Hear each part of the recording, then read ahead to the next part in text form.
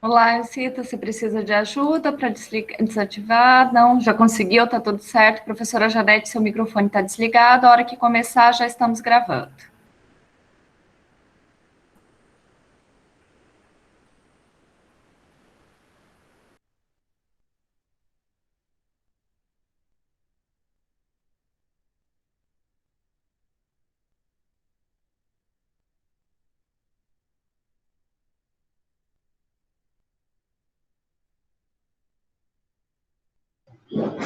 Gente, desculpa, eu saí da chamada sem querer, tá? Mas eu voltei agora para a chamada.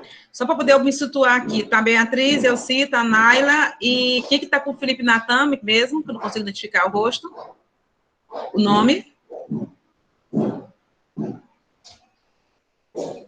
Que tá com o Felipe Natan. É Thaís. Thaís Nicola. Tá bom, Thaís. Tá, bem-vinda, Thaís. Então tá, então a gente vai começar lá. Então, assim, gente, a disciplina é a oficina de casa, como eu falei no primeiro encontro, é uma disciplina totalmente prática, que depende muito mais do trabalho de vocês do que do meu trabalho.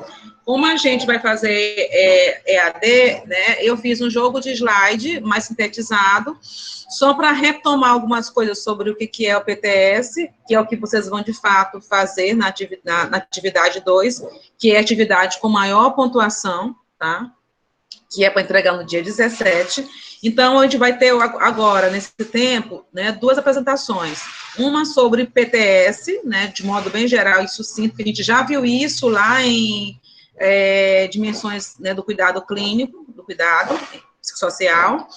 Então, assim, eu vou, na realidade, retomar um pouquinho essa conceituação, e aí depois eu vou trabalhar com vocês o instrumental do PTS, explicar como é que é o instrumental, como que vocês devem preencher. Tanto o instrumental quanto o slide, ele vai estar disponível também no ambiente AVA da Laboro. Então, assim, na hora que vocês começarem a construir o PTS, vai estar lá o instrumental para vocês, né, vocês irão me entregar o trabalho nesse instrumental. Então, por isso que é importante que vocês compreendam bem como preencher e como fazer esse instrumental, tá? As dúvidas sobre o PTS na hora da construção, na hora do fazer, vão ser tiradas onde, em relação ao caso? Lá no fórum, que eu vou estar disponível dia 15 e dia 16 para tirar a dúvida de vocês. Então, vai ser os 2 dias para tirar a dúvida, ok? Até aqui? Então, assim, vou trabalhar agora 2 apresentações, slide e o instrumental. Vocês vão construir o instrumental, né, de acordo com o que eu vou indicar para vocês, né, cada caso. E vocês vão construir o PTS para entregar dia 17. E as dúvidas sobre o caso que vocês estão construindo o PTS vão ser tiradas pontualmente aonde? No fórum, que vai estar aberto no dia 15 e no dia 16. O fórum, a atividade 1, atividade 2, todas as 3 atividades, elas são avaliativas. Então, a participação no fórum não é opcional, ela tem que acontecer, entendeu? Porque ela vai, né, aumentar ou prejudicar tanto a construção do PTS de vocês, quanto a avaliação final da nota, tá?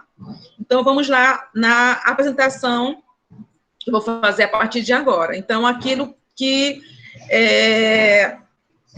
Luciana está falando ainda há pouco, né? Que ela vai estar como suporte. Então, se vocês quiserem fazer alguma pergunta ao vivo, é só desbloquear o microfone e falar. Se não quiserem fazer pelo chat, vocês vão escrever. A Luciana vai me avisar e eu volto e respondo para vocês. Por quê? Eu vou estar agora em outra tela. Eu não vou estar na mesma tela que vocês, que eu vou estar agora na minha tela de apresentação. Mas vocês vão ver toda a minha apresentação agora, tá?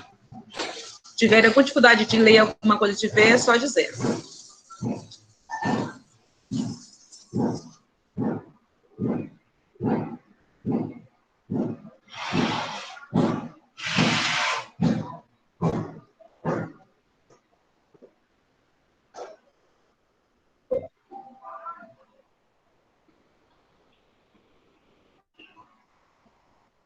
Vocês estão vendo a apresentação, a oficina de caso, um texto do PowerPoint? Estão vendo? Oi, professora, para mim já está aparecendo. Já? Todo mundo deve estar, então, aparecendo também, né? A Beatriz colocou aqui que não está vendo. Beatriz, você não tá vendo, consegue ver a apresentação em PowerPoint da professora Janete? Você conseguindo já?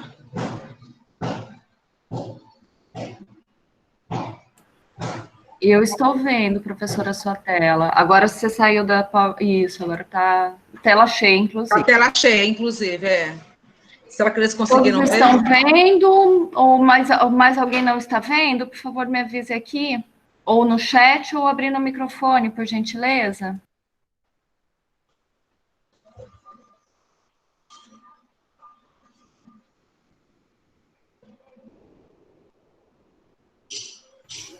Professora, como ninguém se manifestou, acredito que esteja todo mundo vendo. Deixa eu ver aqui.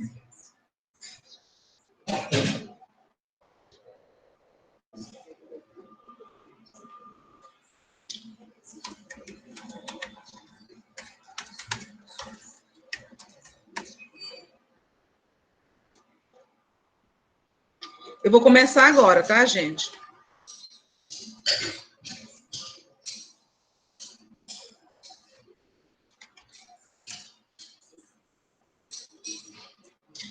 Todo mundo está vendo já? Eu vou começar.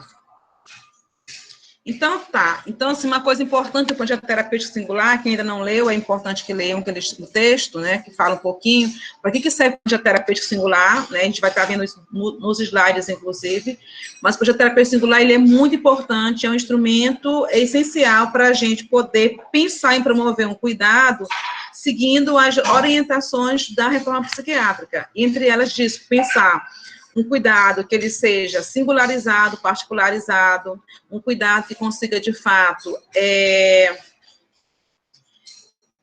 garantir que as pessoas tenham seus direitos respeitados, né? Que eu tenha um começo, um meio e talvez um fim do acompanhamento desse paciente, que eu consiga vislumbrar a melhora desse paciente. Isso eu vou pensando do ponto de vista do paciente. Quando eu penso para profissionais, ele é bom porque ele é um instrumento que possibilita capacitação em serviço, formação em serviço. Porque eu começo a discutir casos, então eu vou aprendendo coisas que não é a priori do meu saber, mas como eu discuto o caso em equipe, eu vou terminar me adquirindo conhecimentos de outras áreas. Eu digo muito hoje que muito do que eu sei em saúde mental, no que tange da clínica mesmo, do cuidado, da assistência, se deve aos diversos casos clínicos que eu discutia com as minhas equipes de trabalho, quando eu trabalhava nas equipes e ainda trabalho hoje, e até mesmo com aquilo que foi apresentado por diversos alunos na pós-graduação, na disciplina de caso, tá? Então, assim, o projeto, ele é muito importante para a gente pensar em cuidado em saúde mental.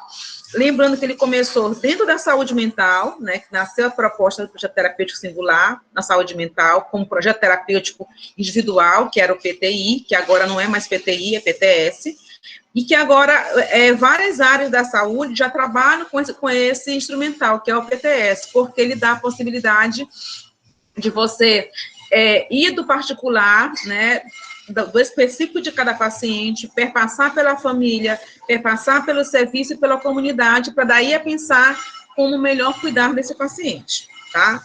E aí, por isso, inclusive, que é singular, não é o paciente só enquanto indivíduo, é o paciente sempre com suas relações, porque eu não sou só no mundo, eu sou um ser fruto das minhas relações, né? Então, essa que é a proposta. Tá?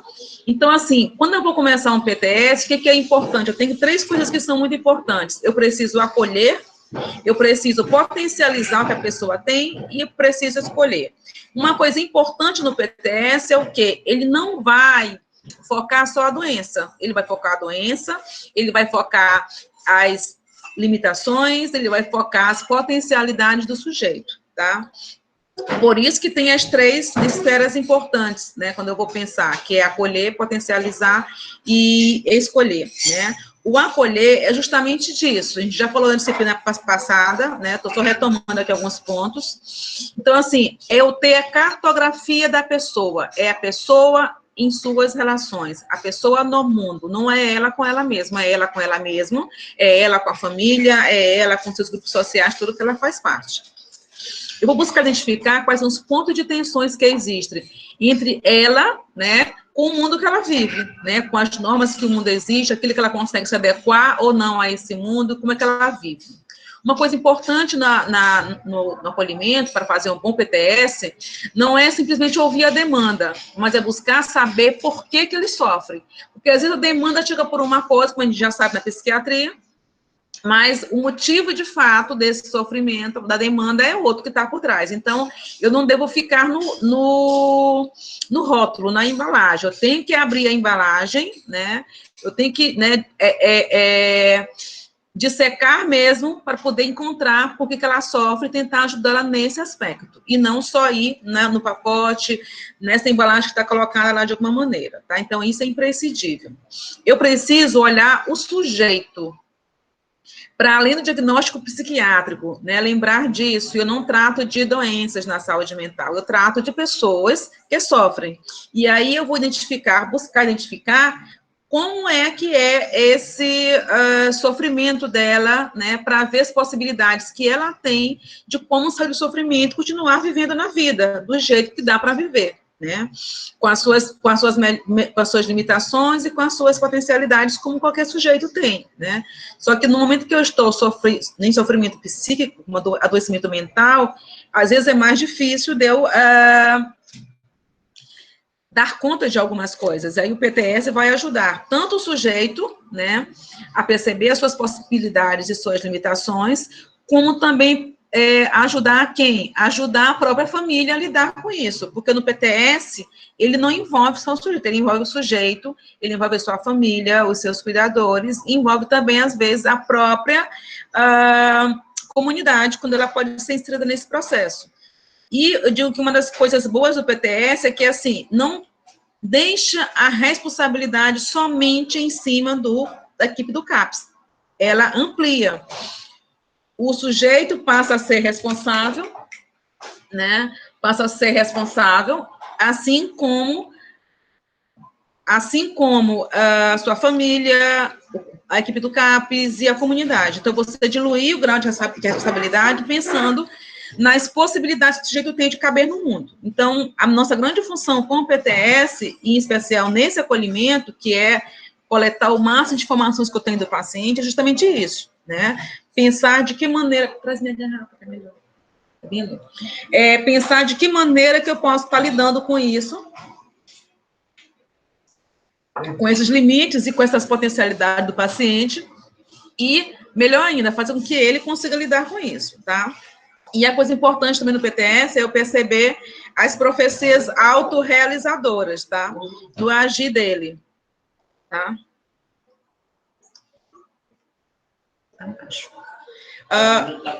Uma outra coisa importante quando eu vou fazer o PTS, né, é potencializar. Então, se eu fizer um bom acolhimento, eu vou poder identificar quais são as qualidades, quais são as habilidades que esse paciente tem. Eu não vou observar só a doença que ele tem, só os problemas que ele tem. Os problemas são importantes, né, mas o que eu posso pensar disso? Então, eu tenho que potencializar o cuidado. Se ele tem uma habilidade, eu tenho que potencializar isso. Se ele tem uma estrutura, minha garrafa não é essa, minha garrafa, essa garrafa está suja muito. Se ele pode potencializar isso, então eu tenho que procurar, de fato, fazer. André, que tem a minha foto. Vamos assinar hoje, né? Tem minha foto da garrafa. Sim, e aí?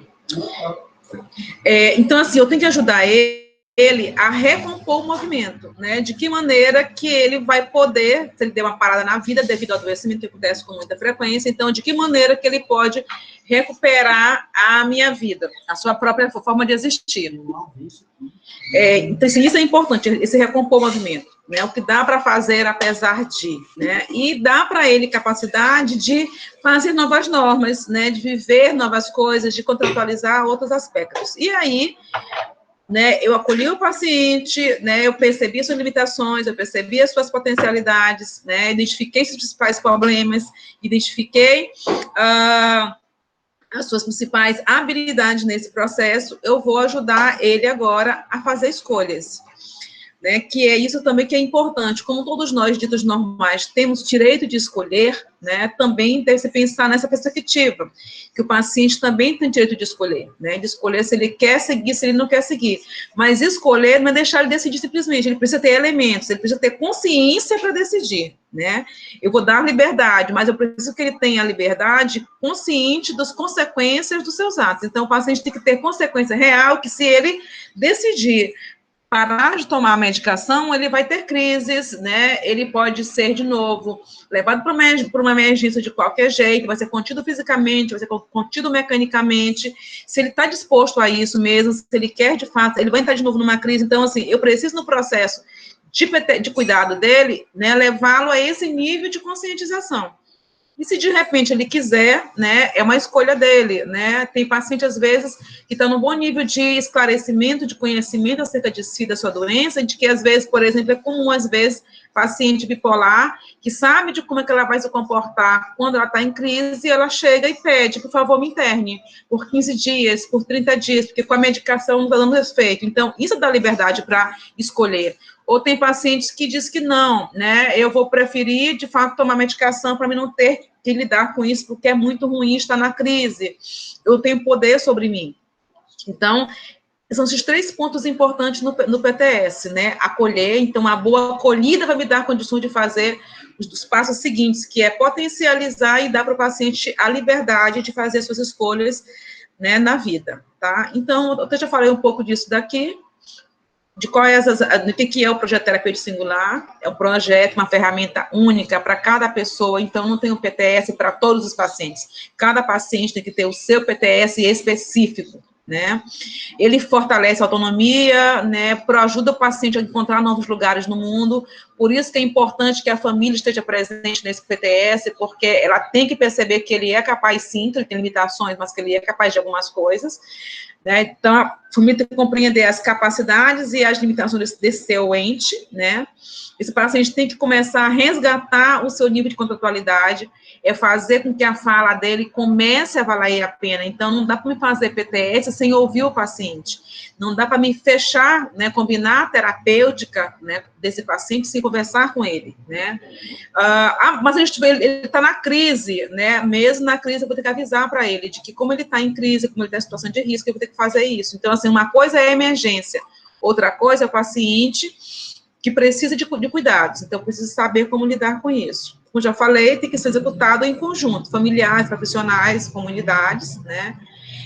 Uma coisa importante no PTS é que eu vou ver a realidade do paciente, eu vou sair do ideal de terapia, do ideal de vida para ele. Quanto melhor eu acolher, quanto mais dados eu tiver da cartografia do sujeito, mais eu vou ter condição de fazer PTS mais consoante com a realidade dele, mais possível de ser executado e ter bons resultados. Por quê?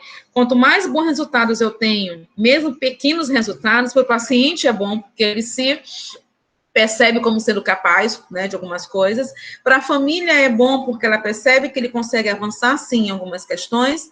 Para a equipe é bom, porque aquele sentimento de frustração por aparentemente não dar certo, ele dilui, porque eu consigo perceber com pequenas conquistas, porque eu vou estar avaliando sempre o PTS. O PTS tem que ser avaliado periodicamente, ele não é imutável, estático, ele tem que ser visto sempre. Então, o PTS é um instrumento bom por conta disso, tá? E outras coisas mais, tá? O que serve? Eu também já pontuei um pouquinho disso. Da maior integração minha própria equipe e proximidade das reais necessidades do paciente. Então, a equipe, ao discutir o caso, ela se aproxima mais. Enquanto na equipe, há uma proximidade maior com a família e com o paciente. O paciente começa a ser ouvido pela família, porque às vezes só a família e o paciente ele não é ouvido. Quando ele está com a equipe junto, ele tiver voz, ele pode ser ouvido, e a família perceber que ele sabe falar, que o que ele fala deve ser levado em consideração, sim, e não só ignorado. Aumenta a compreensão da equipe sobre os fatores que podem provocar adoecimento ou não, sobre o modo de viver da pessoa, sobre o sistema de saúde, que às vezes a gente diz assim, você vai para a UBS, só que eu não sei como funciona a UBS, né? Eu estou no CAPS, ou no CRAS, quem sabe como funciona a OBS é o paciente, é a família, e ele vai me trazer isso, e eu tenho que levar em consideração isso na hora, né, do curso de PTS. Eu me lembro da semana retrasada, eu estava numa videoconferência com um paciente, a gente estava construindo PTS em conjunto, né, juiz, advogado, tudo mais, a família e o paciente, e aí, né, demos a fala para o paciente, ele disse, mas eu estou sem medicação, minha medicação acabou, não tenho mais medicação, será que eu parará? Todo mundo disse, como assim está sem medicação? E aí a gente foi chamar a pessoa que acompanhava ele disse, não, ele está sem a medicação que acabou, foi a medicação da pressão arterial, né, e não a medicação psicotrópica. Aí tá, então a gente vai explicar inclusive para ele que às vezes ele pensa nisso, a medicação é tudo, né, tudo é para a mesma coisa, e não é, olha, a sua medicação para controlar a crise não está faltando, você está tomando direitinho, o que você não está tomando é medicação para a pressão, então ele começa a perceber que também ele não é só doença mental, que ele tem outras problemáticas de saúde que precisam ser cuidadas tanto quanto a essa mental, tá? Eu tenho que favorecer a corresponsabilização desse cuidado, né, também, isso é importante. O paciente, ele não é um paciente inerte, ele é responsável, então, o PTS dar certo depende também dele, ele tem que tomar conhecimento disso. Exercitar a capacidade de limite, organizar a reunião de equipe, que é muito bom para isso, e promover processo de trabalhos, porque se eu consigo identificar quem são meus pacientes, realmente eu consigo pensar processo de trabalhos que dê conta dessa demanda dos pacientes que eu atendo, tá? Então, assim, o que é importante no PTS, né? Eu reparar, eu potencializar e eu vou buscar emancipar esse sujeito, né? Com todas as suas limitações e potencialidades. E tem sempre que ser feito a de médio, curto e longo prazo, tá? Então, isso, eu tenho, na verdade, que pensar em 3 coisas, acolher o sujeito na sua totalidade, potencializar aquilo que ele tem de legal, né, e ajudá-lo a escolher. Mas, para mim poder fazer essas coisas, também eu tenho que considerar os direitos dele enquanto cidadão. Ele tem 3 direitos básicos, né? Eu tenho que pensar que ele tem que ser cuidado no seu corpo, não só na sua mente. Eu tenho que pensar que ele tem que ser cuidado nas suas relações, na sua produção de vida, né? E tem que pensar também na questão psicossocial dele, nas suas relações, nas suas capacidades, na capacidade relacional que ele tem. Então, sempre que eu vou fazer um PTS, eu tenho que pensar nesses 3 itens, né? Aquilo que eu vou reparar, né? Aquilo que eu vou potencializar e aquilo que eu vou escolher, né? Me possibilitar depois uma liberdade, tá?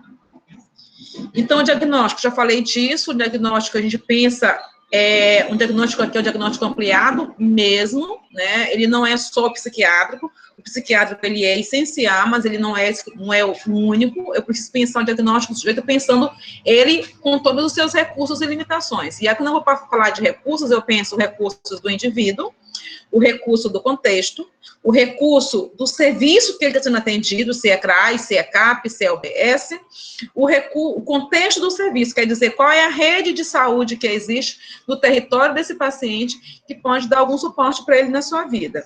Quando eu vou para o recurso individual, eu tenho que pensar no seu adoecimento, na sua capacidade intelectual, no grau de informação que ele tem, qual é a rede familiar que ele tem, qual é a rede comunitária, como que a comunidade vê ele, como é que a família o vê também, isso é importante. Preciso pensar no recurso do contexto, como é que é relacionamento familiar, né, com quem são as pessoas que ele tem mais, uma relação mais positiva, com quem é mais complicado essas relações, né, qual é a condição sociofamiliar dessa família, como é se ele tem religião, como é que se ele não tem, como é que ele se relaciona com isso, como é que é o meio em que ele vive, é um meio de risco, né, para seu adoecimento psíquico ou não, as comorbidades que ele tem, por exemplo, ele né, vai influenciar nisso ou não, preciso identificar os recursos que eu tenho no meu próprio serviço, dentro do CAPES, no CRAS ou na UBS. Então, assim, esses materiais que eu tenho recurso disponível para tratar esse paciente, como é que é o processo de trabalho, como é que é a organização, quais são as regras do meu serviço, existe material para oficina, né, ou não, existe medicação, eu tenho profissionais adequados, então eu tenho que considerar, ao fazer o PTS, a minha realidade do serviço que eu estou trabalhando, né.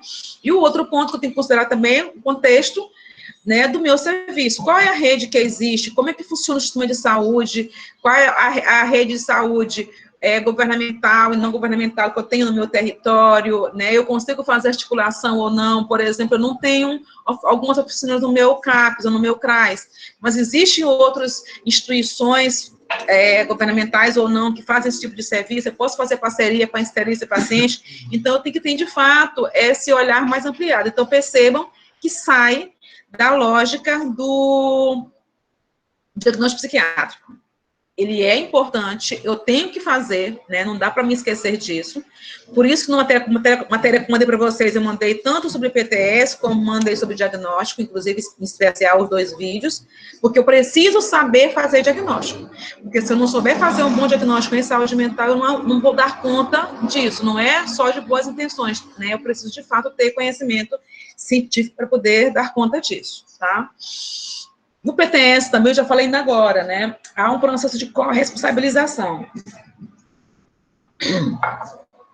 E nesse processo de corresponsabilização, é importante o quê? Que eu, né, a partir dos recursos que eu identifiquei do paciente, da família, do meu serviço, da minha rede, eu vou começar a definir as responsabilidades. E aqui, gente, tem que ser bem clara, né, de quem é a responsabilidade de acompanhar que o paciente toma medicação diariamente de acordo com os horários. É dele ou é da família? Eu vou deixar claramente. A necessidade é do paciente? Não, é da família, né? Não, é da agente comunitário da saúde, porque do posto mais próximo dele, porque a família não consegue, a mãe é muito idosa, ele não obedece à mãe, ele não toma medicação, então a ACS pode fazer uma parceria, e todo dia de manhã ele dá essa medicação, então todo dia de manhã ele vai na UBS tomar a medicação. Eu preciso definir com clareza quem é as pessoas. Eu digo assim, eu já falei até para a sala de aula isso, PTS não é carta de intenções, é objetivo, tá? Definir claramente o papel de cada um. E eu tenho que pensar para além do CAPES. Então, aqui, a responsabilidade não é mais só da equipe. Não é só do paciente, não é só da família, é de todo mundo junto, tá? E aí é importante a gente sair dessa lógica, que eu sempre falo para vocês, né? Eu não sou um psicólogo que trabalha na saúde mental. Eu tenho que ser um profissional da saúde mental com formação em psicologia.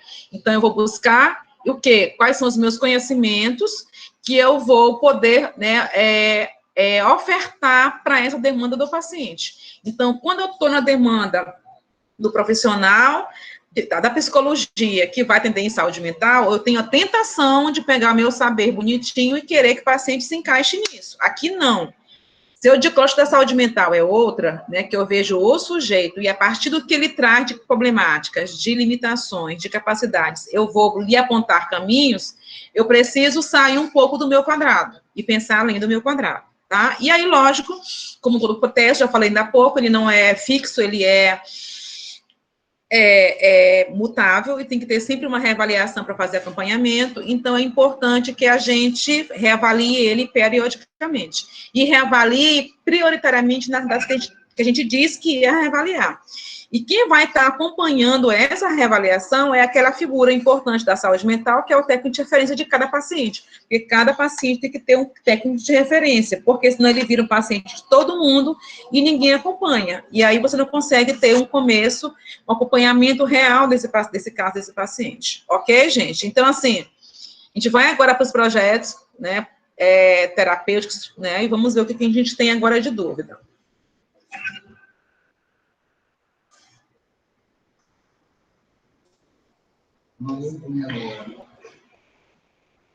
Só um momentinho aqui, que meu computador deu uma travada quando eu mudei aqui para o Meet.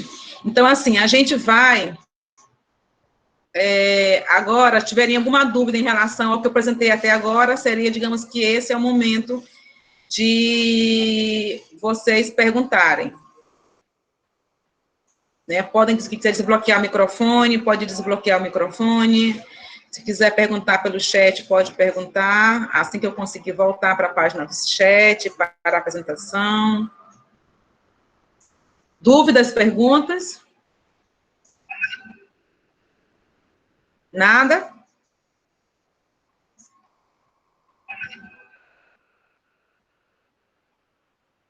Nenhuma pergunta, gente? Respondam pelo menos com assinalando o dedo, está tudo tranquilo, eu posso ir adiante.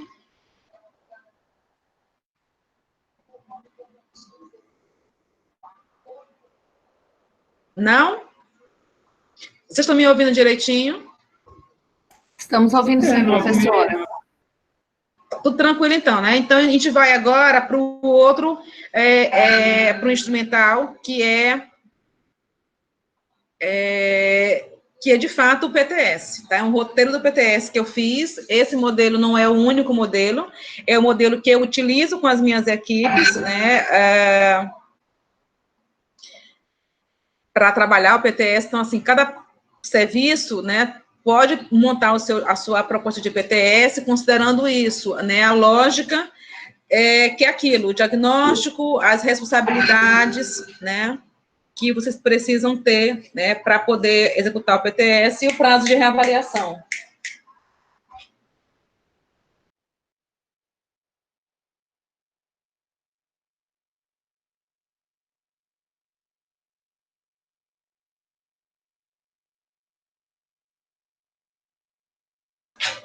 Então, né, vamos lá, né, eu tenho esse projeto aqui, já estou conseguindo ver o projeto?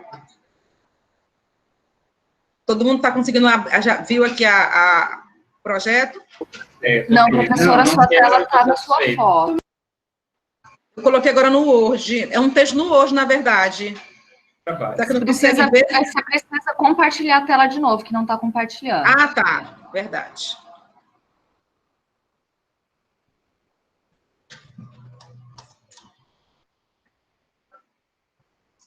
Deixa eu abrir aqui para poder partilhar.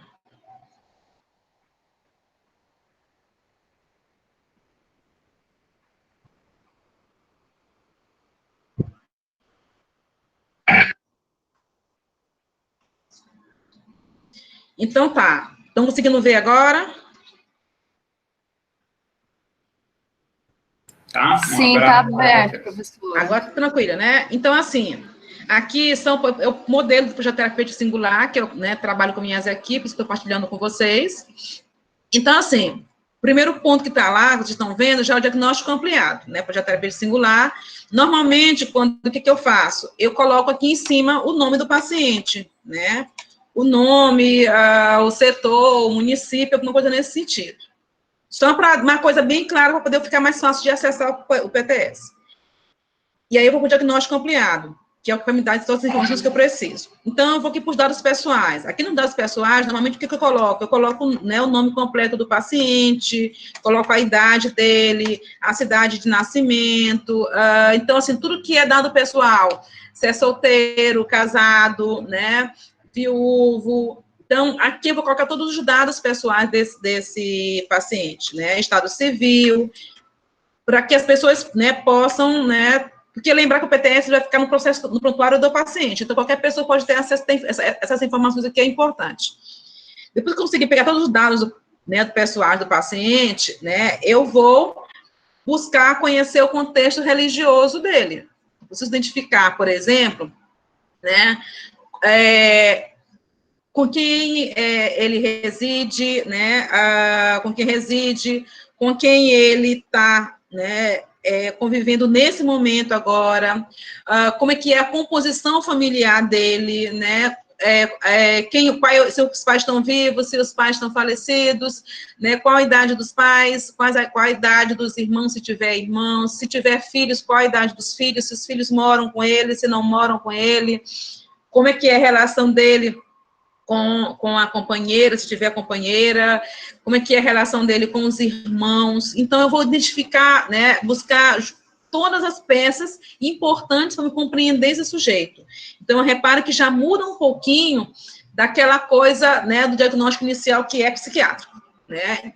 Uma coisa é a minha anamnese, outra coisa é quando eu vou construir, de fato, o PTS do paciente. Tá? Então, eu vou buscar saber toda a relação dele, eu vou procurar saber se ele tem religião, se ele não tem religião, se ele tem religião, se ele tem prática religiosa ou não, se ele está inserido em alguma comunidade religiosa ou não, se nessa comunidade religiosa, o que ele faz nessa comunidade religiosa, qual o papel dele, com quem são as pessoas que ele tem maior afinidade, ou que ele não tem afinidade nenhuma nesses espaços religiosos que ele frequenta, tá?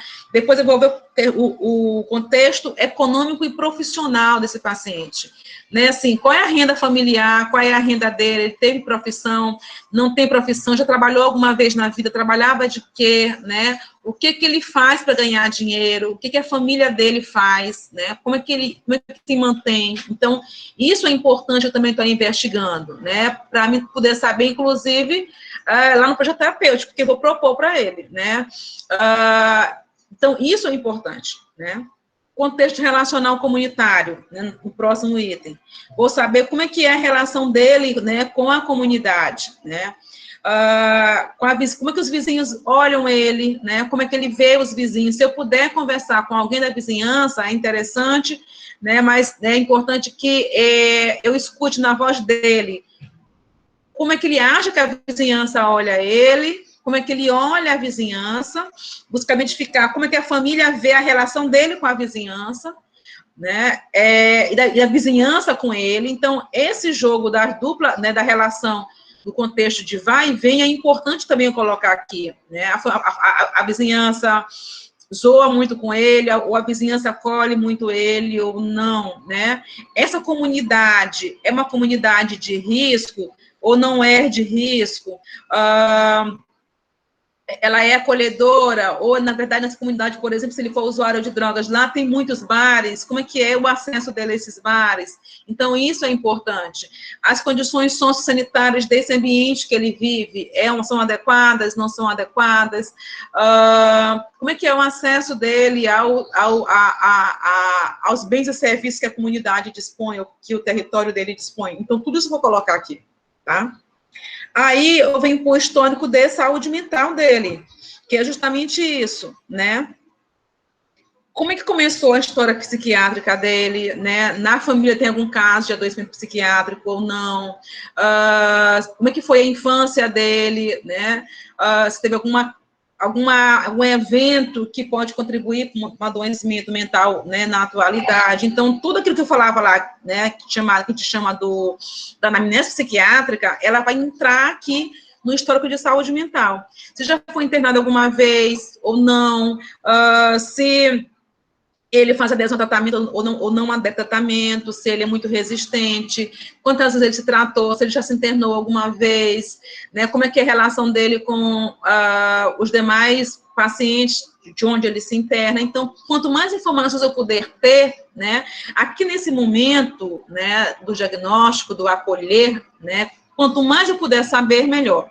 É lógico também, gente, que eu não vou poder ter todas as informações nesse primeiro contato, né, nesse primeiro PTS, né. Esse PTS eu vou ter informações atualizadas sempre que eu for revisar esse PTS, mas, né, para mim poder fazer o PTS, quanto mais informações tiver, melhor. Uma coisa importante também no PTS, que, assim, além de saber o contexto familiar, religioso, econômico, relacional, comunitário, a história da psiquiatria, eu preciso saber como é que é ele em outras questões de saúde. Tem diabetes, não tem diabetes, é hipertenso, tem alguma outra doença, tem alguma outra comorbidade, já internou alguma vez, já fez, né, algum tipo de cirurgia, as vacinações dele são em dia ou se não são em dias a vacinação dele, e isso é importante, a gente esquece muitas vezes a vacinação. Sendo mulher, ela vai periodicamente no ginecologista ou não vai? Quando foi o último preventivo que ela fez?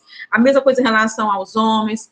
Então, eu preciso, nesse estado clínico, né, desse paciente, como que está ele hoje, com a sua saúde, né, não psiquiátrica. Por isso que eu coloquei aqui, é tudo que não é, tudo que diz respeito à saúde do paciente, mas não é psiquiátrico, porque também esse item pode interferir, né? Então, assim, um paciente que ele é diabético, é um paciente que tem AIDS, ele pode ter, teoricamente, um surto psicótico e pode induzir a gente a achar que é uma psicose. Não é, na verdade, é muito mais uma reação devido ao seu quadro clínico de AIDS, por exemplo, ou mesmo de diabetes, ou mesmo do uso de drogas, né? Então, assim, eu preciso saber claramente disso, tá?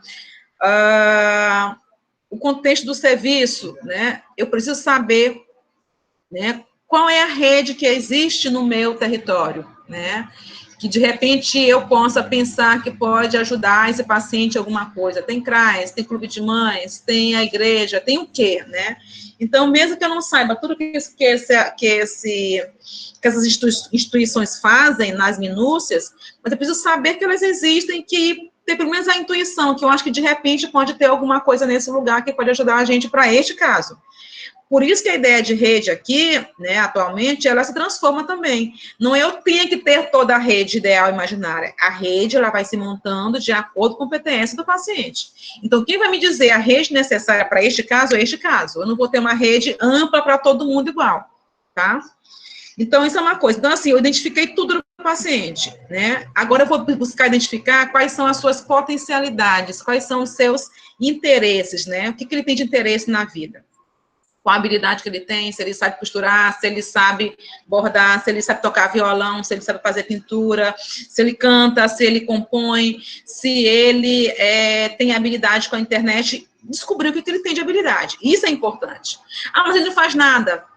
Sempre alguém faz alguma coisa, sempre alguém tem interesse em alguma coisa. Mesmo que nesse primeiro momento eu não consiga descobrir isso, mas eu tenho que continuar tentando até descobrir qual é o interesse, a habilidade desse paciente. Às vezes até ele não sabe me dizer, mas a família que está com ele pode me dizer qual é a potencialidade dele, qual é a habilidade dele, tá? Também eu vou para os problemas desse paciente, né? Eu vou fazer aqui, nesse geral, eu vou elencar todos os problemas que ele tem. Eu não coletei os dados dele todo, então eu vou aqui escrever, olha, ele não tem renda, ele é resistente ao tratamento, ele está obeso, né? Eu vou dizer todos os problemas que ele tem, né? A relação familiar é complicada, a avó é muito idosa, que cuida dele. Eu vou dizer tudo. Digamos que eu elenquei aqui 10 problemas do sujeito, ou 5 problemas do sujeito. Não tem como eu dar conta de tudo ao mesmo tempo, do mesmo jeito. Então, o que eu vou fazer na etapa seguinte, na letra B? Colocar os prioritários. Eu digo sempre assim, escolham 2 ou 3 prioritários, no máximo. Vamos trabalhando ponto a ponto. Não dá para resolver tudo, mas dá para resolver alguma coisa. No primeiro PTS, dê prioridade para os problemas que são mais graves. Por exemplo, se eu estou com um paciente que ele é usuário de drogas, ele tem tuberculose, o mais importante agora não é tratar o uso de drogas dele, né? O mais importante é tratar da tuberculose, identificar se ela não está no momento de contágio, então pensar muito mais nisso. Se eu estou com um paciente que está com a diabetes totalmente descompensada, né? Então, o mais importante nesse momento, que vai levar, de fato, ele mais seriamente à morte ou amputar membro, é a diabetes, não é o uso de álcool, né? Então, assim, não estou dizendo que a gente não vai tratar o uso de álcool, vai tratar, mas o prioritário é isso. De repente, para o paciente, até favorece mais uma adesão se eu começar pelo corpo dele e não pela principal, né, questão que a gente pensa que é mais importante. Então, a gente tem a tendência a achar que o mais importante é tratar da loucura dele. Não. O mais importante é tratar aquilo que é mais prioritário, aquilo que é emergencial, aquilo que vai ajudar ele a melhorar nesse momento. As outras coisas são importantes? São, mas eu posso tratar depois, tá? Então, isso é importante. Perceba uma coisa no PTS, que eu primeiro acolhi o sujeito, colhi toda a sua história de vida, parará, depois eu vim para as suas habilidades, para as suas potencialidades, depois eu vim para os problemas, e agora, só em quarto momento, é que eu vou me ocupar com o transtorno. Então, percebam, o mais importante não foi fechar o diagnóstico. O mais importante foi identificar o sujeito, conhecer o sujeito, e depois eu fechar o diagnóstico. Por isso que eu preciso de conhecer bem, né, sobre os transtornos, né? Eu preciso saber quais são o diagnóstico sindrômico e o que é o diferencial. Lembrando, o sindrômico é aquilo que vai me dar as características dessa síndrome, que vai me dar as indicativas de que é um adoecimento. Por exemplo, uma pessoa jovem, 18 anos de idade, ou 19 anos de idade, começa a ouvir vozes que tem um surto, eu posso pensar que esse sim pode ser um caso, que não usa drogas, que pode ser um caso de esquizofrenia. Mas eu estou com um paciente de 50 anos de idade, 60 anos de idade, e tem um surto do nada, né, eu vou, né, pensar que, de repente, isso não é uma característica da esquizofrenia, porque a esquizofrenia, ela se dá normalmente na população jovem, né, e jovem adulta, e não na pessoa, na terceira idade. O diferencial é aquilo, qual é aquela característica que vai me dizer que não é aquilo. Então, eu estou com uma hipótese diagnóstica que é, por exemplo, suicídio. É só suicídio, né? É um suicídio potencial. Mas aí eu vou buscar um pouquinho atrás e perceber que ele tem comportamento de automutilação. Então, isso já começa a chamar a atenção que não é só um potencial suicida, pode ser uma pessoa que tenha um comportamento, né, que me leve a pensar no transtorno de borderline, por exemplo. Então, por isso que eu preciso conhecer os diagnósticos, né, as suas características que traz no DSM-4 e no DSM-5, dependendo de qual que eu utilizo como referência, né, para poder saber, essa característica bem aqui não é disso. Ou, também importante, esse diagnóstico sindrômico aqui, esse diferencial, melhor dizendo, não é só psiquiátrico. Eu tenho que pensar, por exemplo, tá com depressão, tá. Mas, assim, quando eu fiz a avaliação dele lá, como é que estava o ferro dele, né? Estava com o ferro muito baixo, porque pessoas com uma anemia muito forte, ela fica, assim, sem energia.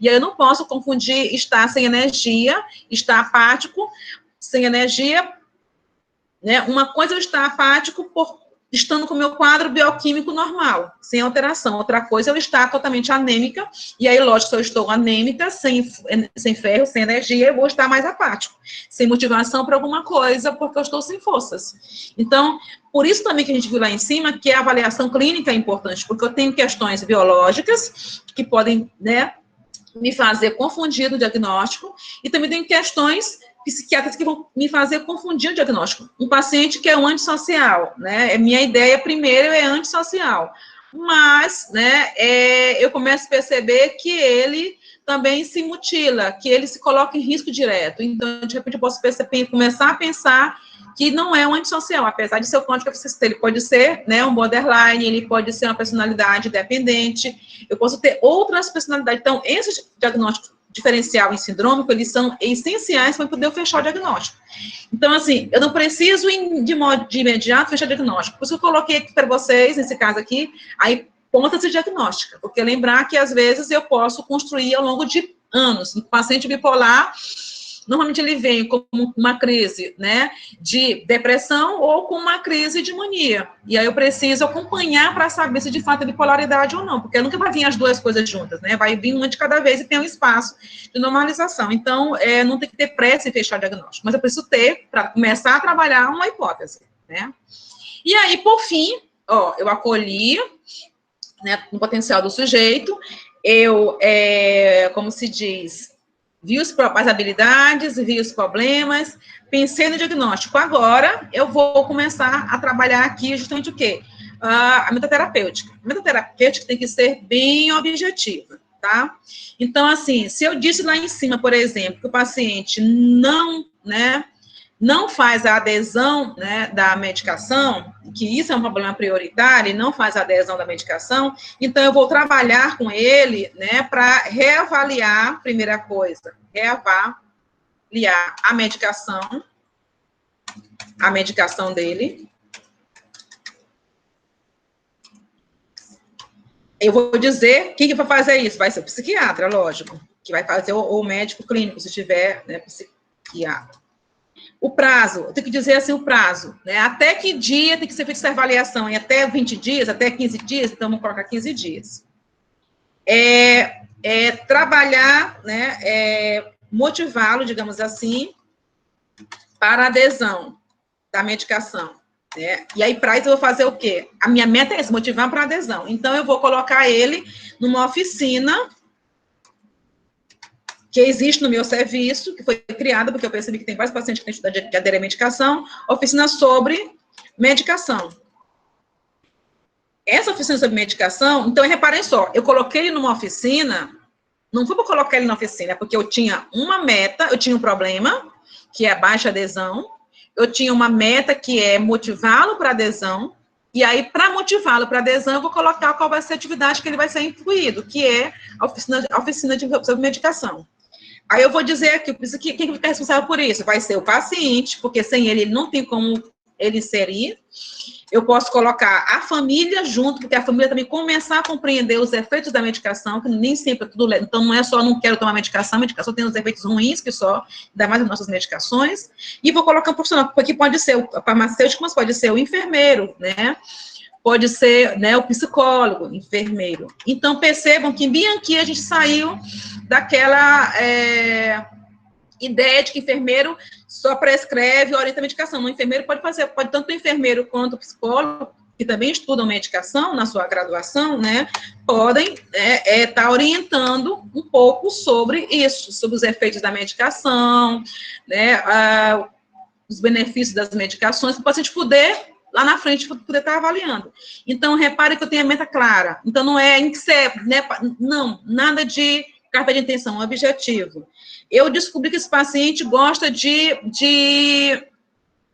bordar, né? Então, eu vou buscar, né, repare que aqui foi uma meta para reparar, né? Agora, eu vou buscar uma meta que potencialize esse paciente. Então, eu vou perceber que esse paciente gosta de bordar. Então, posso inserir, né, inserir ele numa oficina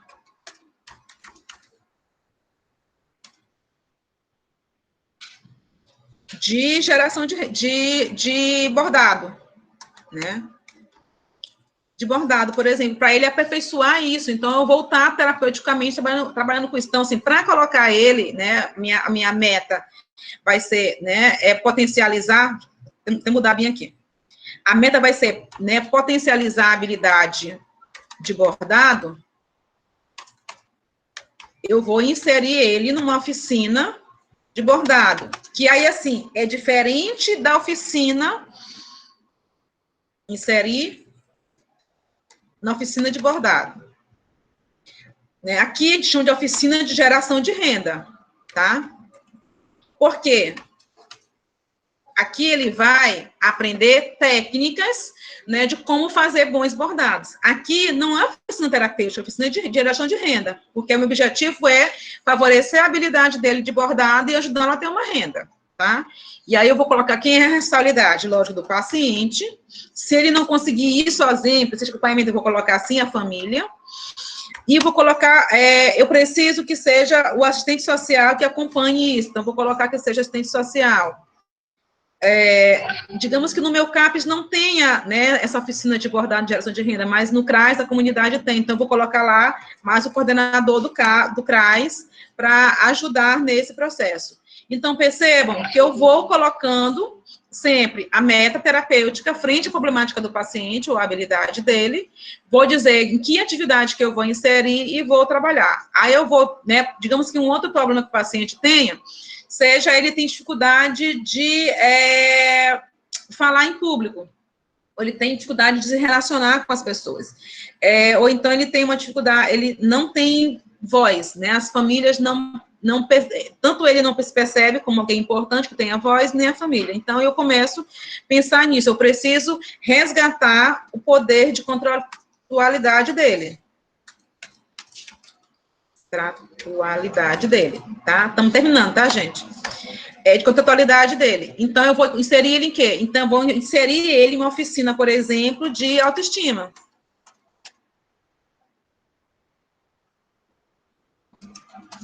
Aqui uma oficina terapêutica, porque eu vou aprender, eu vou fazer dentro do CAPES, né, e vou buscar estratégias numa oficina de autoestima, a tratar o seu próprio, ele se reconhecer, se perceber como limitações, que tem limitações, mas que tem potencialidades. E aí eu vou colocar mais uma vez quem aqui? O paciente, porque se ele não participar e não quiser, não adianta de nada. E vou colocar, por exemplo, eu posso colocar o assistente social, o enfermeiro, o médico. Não tem isso da categoria certa de fazer, né? Então, eu posso colocar aqui, já que é autoestima, vamos colocar tradicionalmente o psicólogo trabalhar isso da autoestima, ou então o terapeuta ocupacional, né? Então, eu vou colocar, de fato, isso. Uma coisa que a gente esqueceu aqui, ó, motivar ele para adesão. Quando é que eu vou começar a inserir ele nessa questão de medicação? Vai ser quando? Daqui a 20 dias, eu vou colocar aqui, 20 dias. Aqui estou colocando tudo, reparem, de curto prazo, tá? Aqui, potencializar o bordado. Não, aqui é urgente, mas não é tão urgente assim. Então, eu preciso que ele primeiro esteja bem para começar a entrar para a oficina de bordado. Então, vou colocar aqui, isso aqui, 45 dias, 40 dias, né? Para ele começar a fazer. Poder de contratualidade, alguma coisa que eu preciso que ocorra de uma maneira concomitante. Então, eu vou colocar aqui 20 dias também, né? Eu começar. Então, essa é a proposição que eu, equipe, sento e penso para ele. Na hora de fechar o SPTS, eu tenho que fazer uma reunião. Né? Então, assim, eu posso, enquanto equipe, discutir só a gente, esse PTS, esse paciente, e propor isso tudo que a gente colocou aqui. quando a gente, né, for fechar com o paciente, eu preciso chamar o paciente e a família para poder fechar esse PTS. E aí, quem vai chamar esse paciente? A equipe toda? Não. É o técnico de referência desse paciente. Chama a família, chama o paciente, diz, olha só, a partir de agora vamos trabalhar desse jeito, dá para fazer assim nesse prazo, concorda com a dificuldade. E aí, assim, em cima dessa realidade, concorda-se, porque aí eu preciso, daqui dentro de 15 dias, saber, eu técnico de referência, se essa avaliação dele foi feita ou se não foi feita, se ele já começou a participar da oficina sobre medicação, como é que ele está se saindo, o que ele está achando disso. Então, eu tenho sempre, quem vai ser responsável para estar reavaliando o PTS, nesses prazos, quem é? É o técnico de referência. Então, aqui, quando a reavaliação aqui, sempre é do técnico de referência do paciente. Entendeu? Tá? Além de outra coisa, né? Eu vou dar para vocês os casos já com várias informações, né?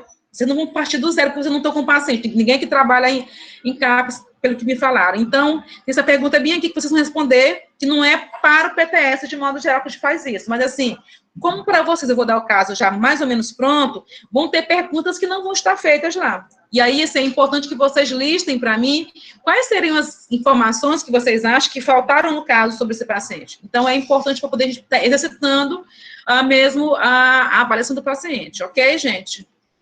Eu vou voltar agora para a apresentação, e agora estou aberta a perguntas. Eu já vi que tem várias perguntas aqui no chat, né? Eu engatei aqui, não dei espaço para ninguém.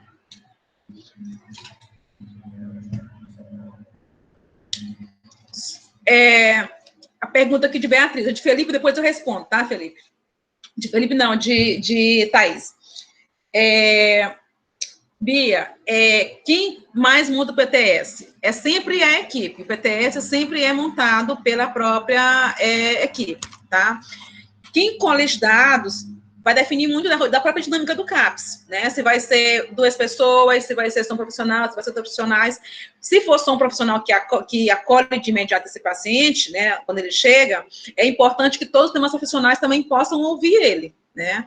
Mas o que eu digo que é ideal nessa lógica do PTS é que todo mundo possa ouvir esse paciente, sim, e colocar o seu olhar naquele paciente. E depois que todo mundo ouve esse paciente, está lá com seu roteirinho bonitinho da psicologia, da psiquiatria, parará, parará, eu vou fechar esse PTS, eu técnico de referência, e levá-lo para discutir com a equipe, para ver se tem mais alguma coisa a ser acrescentada, e depois do PTS discutido na equipe, né, teoricamente fechado, é que eu vou levar para a família para fechar, e a partir de agora a gente começa a colocar esse PTS em prática, entendeu?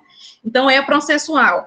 Dá para fazer, para fazer o PTS de todos os pacientes, esse é o ideal, tá? Mas se não der para fazer de todos, porque são muitos pacientes, né, pelo menos eu tenho que ter o PTS de todos os pacientes que estão ativos no CAPS, porque tem paciente que não está ativo, ele vai de vez em quando, né?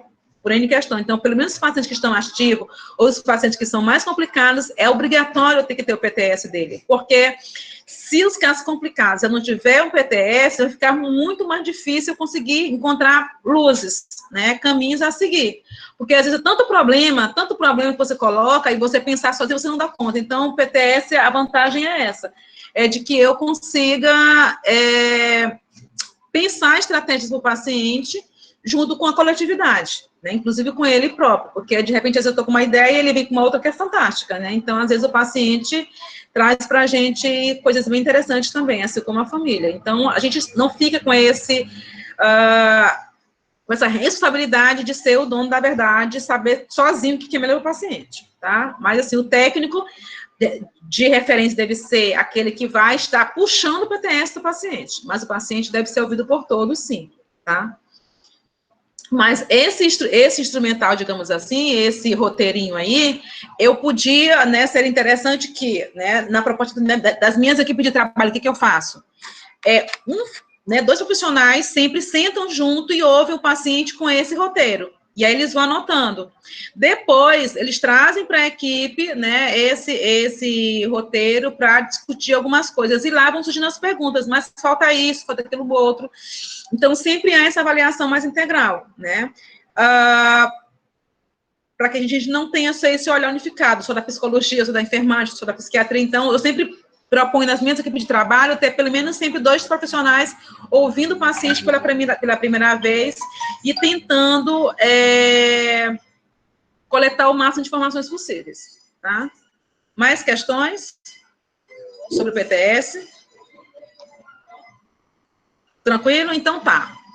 Olha só, eu vou postar até o final do dia hoje, tá? Que é dia 13, os casos. Eu vou dividir, são 28 alunos, eu não sei se todos irão conseguir participar da disciplina EAD, mas eu vou dividir dessa forma, né? São 28 alunos, então eu devo dividir, são 4 casos que eu vou estar utilizando, então vai coincidir de algumas pessoas fazerem o mesmo caso, e isso vai ser legal até mesmo para a construção do fórum, tá? Eu já vou indicar quem vai ficar com cada caso. Então, eu vou colocar o caso 1, pessoas que vão ficar com esse caso 1, o caso 2, o caso 3 e o caso 4. E aí, você vai fazer, né, individualmente, infelizmente, esse caso, né? A partir dos dados que você já tem. Por isso que aquelas perguntas lá de baixo que eu coloquei, né, que perguntas faltaram, é importante, né? Até para a gente ir discutindo lá no PTS. Que eu posso dar para vocês elementos novos sobre esse caso, porque são casos que são reais, que eu atendi junto com a minha equipe, mas que são os nomes modificados, os locais, algumas coisas são modificadas. Nesses casos, eles são alicerçados em dados da realidade mesmo, de casos nossos, que a gente atendeu.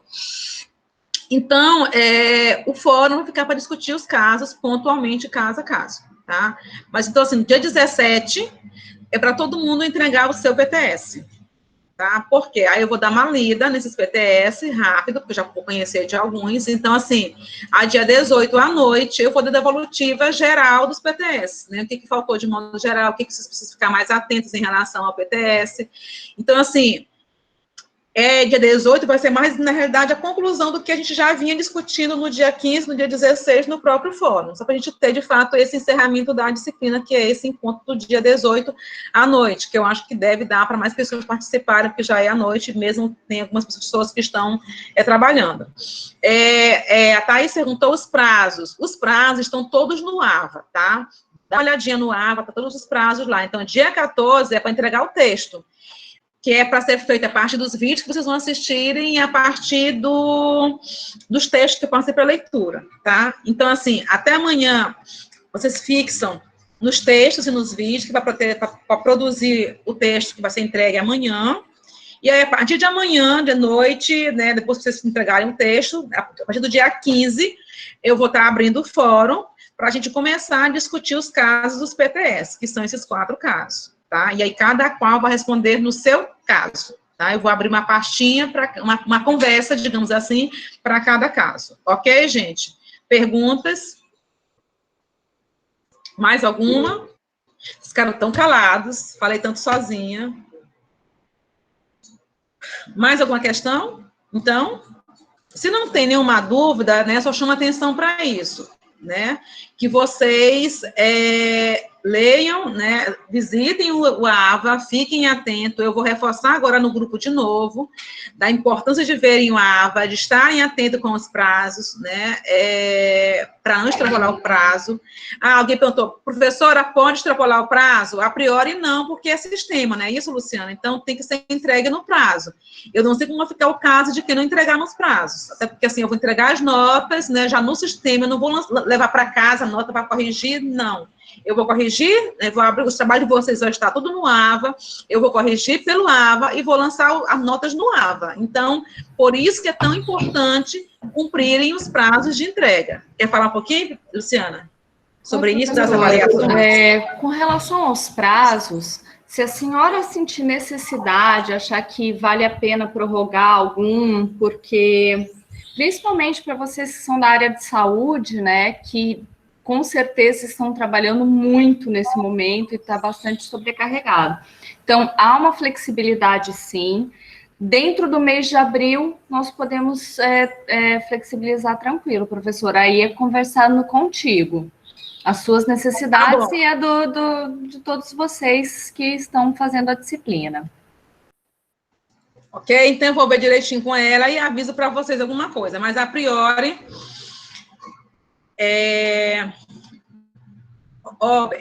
Bia, está tudo lá colocado no roteiro da EAD, né? Quantidade de página, o link dos vídeos, já os vídeos já estão lá para vocês acessarem, o texto também. Então, assim, todo lugar na aprendizagem, material de você está no AVA. Então, assim, é imprescindível, né? Não tem como vocês acessarem em outros lugares se não seja pelo AVA. Então, assim, entre no AVA da Laboro para pegar o material para poder, de fato, fazer as atividades todas, né?